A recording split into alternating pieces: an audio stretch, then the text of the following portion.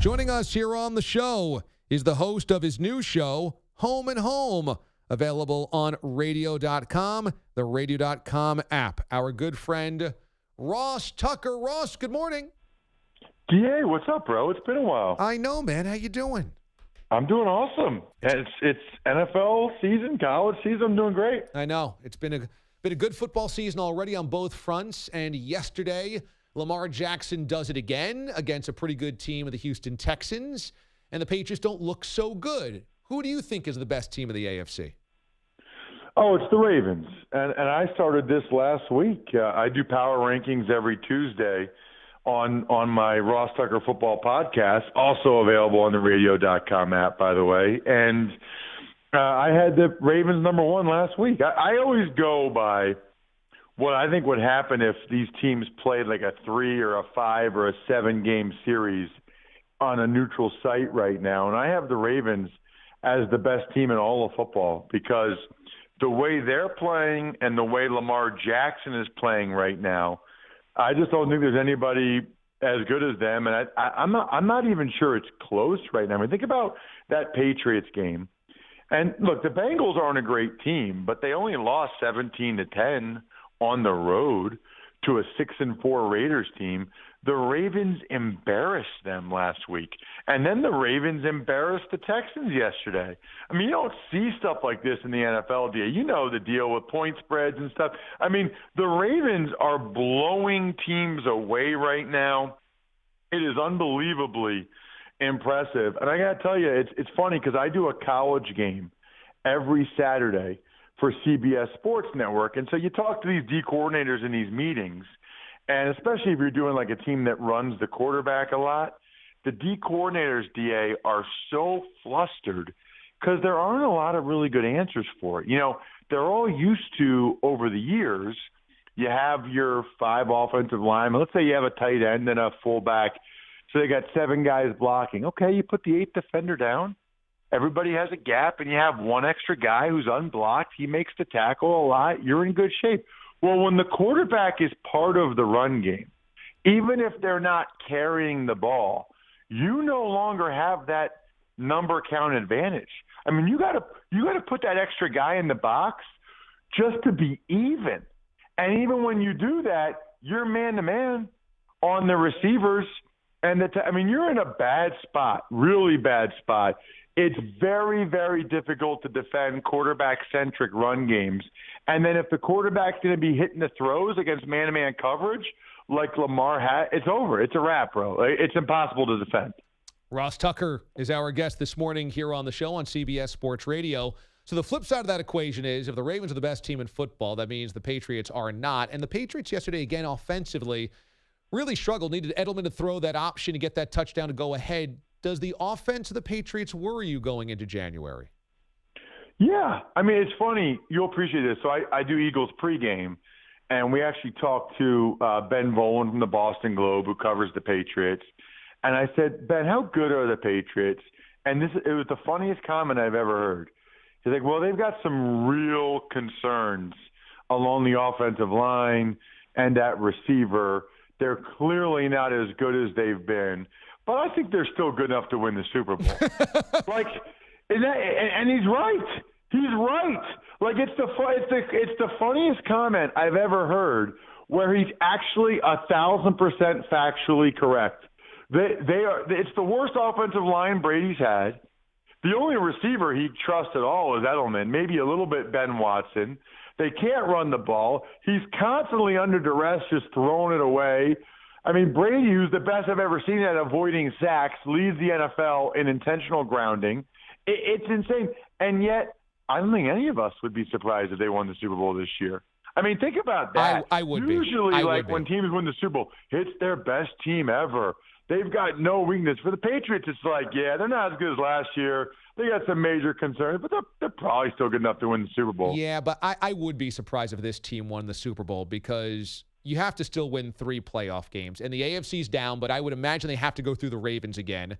Maybe they have to go through the Chiefs. And then in the Super Bowl, you're talking about one of 3 or 4, if not 6, really good NFC teams. I mean, you wouldn't be surprised. I know the Patriots are 6-time champions, so we've seen the scene before. But if this is by far their worst Super Bowl caliber team of this era, it would be kind of surprising if they did it again with this team, wouldn't it? Well, I think it's kind of surprising anytime they win it back-to-back. So it would be kind of surprising if they were able to do it. But at this point, DA, I'm done being surprised when they win Super Bowls or go to them. I mean, it's just, I didn't think they beat the Chiefs last year in the AFC Championship game, and they did. There have been other years where I didn't think this was their year. And by the time January comes around, it seems like they're playing home playoff games, and they find a way to, remember that year against the Ravens when all of a sudden they had like their offensive tackles were split out wide and like their tight ends were. Sure. I mean, like they somehow come up with something. It's even like the Edelman thing yesterday, right? Like they weren't even better than the Eagles yesterday. But then when it came down to it, and they're like, all right, we're never going to score a touchdown doing our regular stuff. Let's do the Edelman touchdown throw. They needed it, had to have it, they got it. It's uncanny how often they do that. Well, that is true. I guess surprise is a relative word because you wouldn't be nearly as surprised as seeing the Patriots win the Super Bowl as, say, Mitch Trubisky turning into a decent quarterback.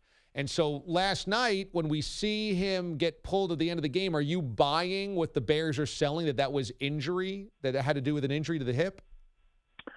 I am buying that they're selling. I am buying that they're selling that the hip was part of it. I always look, was he 100%? Maybe not, right? But how many guys out there are 100%? I remember thinking, when I was playing, if you're in November and you're 100%, what the heck have you been doing? It's like kind of hard to be 100%. That injury happened in the second quarter. The first drive, DA, of the third quarter, they marched for a 12-play touchdown drive. Okay, his hip looked okay to me. Now, maybe it was bruised. Maybe it got a little tight on him. But I think they're probably trying to figure out a way to diffuse the situation. They're trying to protect him, and they're trying to protect the decision-making process such that it's not just we're going to play Chase Daniel over Mitch Trubisky. It is, well, Trubisky's, hips, he's still not 100%. But that 100% standard's high. Like, Cam Newton's not 100%, but I think he probably could have come back and played this year and probably could even be playing now. But the Panthers are like, yeah, we'll just say he has to be 100% and he's not 100%. Ross Tucker joining us this morning on the show. I think your read is absolutely right because if Mitchell Trubisky went down the field and scored another touchdown, he's not getting yanked out of the game whether his hip feels good or not.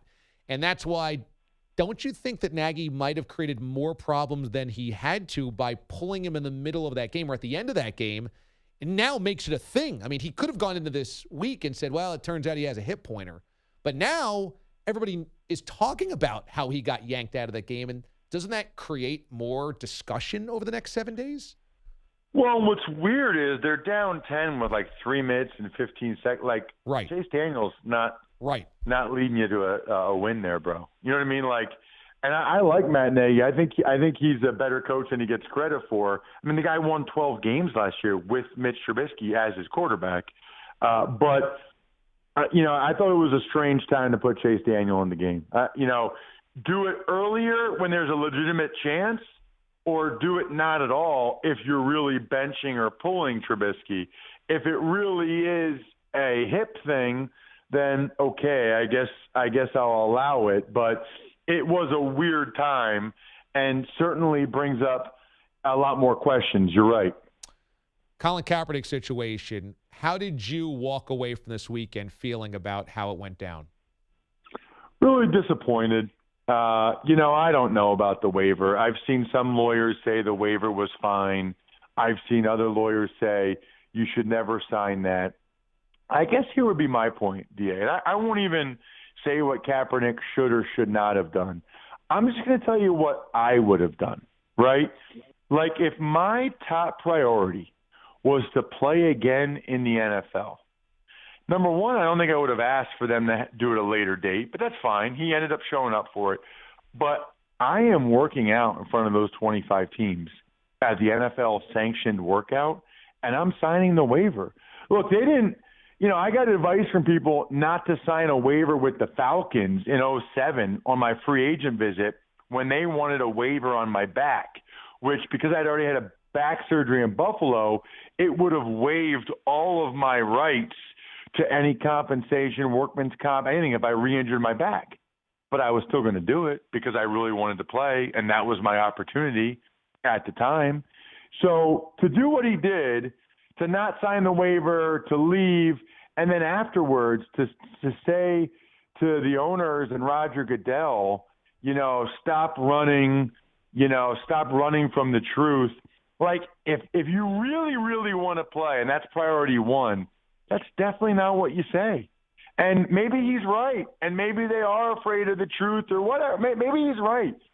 But that's not what you say if it's really, really important to you to get signed. You say, I'm ready for the opportunity. I'm ready to go over the NFL teams. That other stuff's behind me. But he won't do it, and that's fine. I think he wants to play. I think it's pretty clear that it's not his top priority. Ross Tucker joining us this morning on the show. Holidays are coming up. Gift giving is in everybody's mind, and myfrontpagestory.com could be a good place for people to go, right? I told you about this before. By far the best gift out there. There's nothing close to it. You talk to a reporter, a writer for 10 minutes about your wife or fiance or mom or dad, whoever.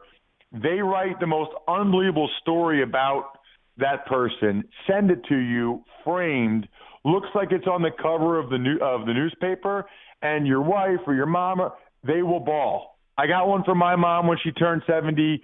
She cried. We got one from my wife's grandmother. She cried. I'm just telling you, if you don't know what to get, myfrontpagestory.com.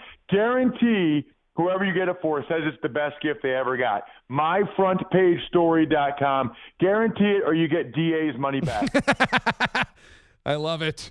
Ross Tucker is the host of his new show, Home and Home, on radio.com. Check it out on the radio.com app as well. Ross, always good to catch up. My man, thanks so much. Absolutely. Anytime. Okay. See you, man.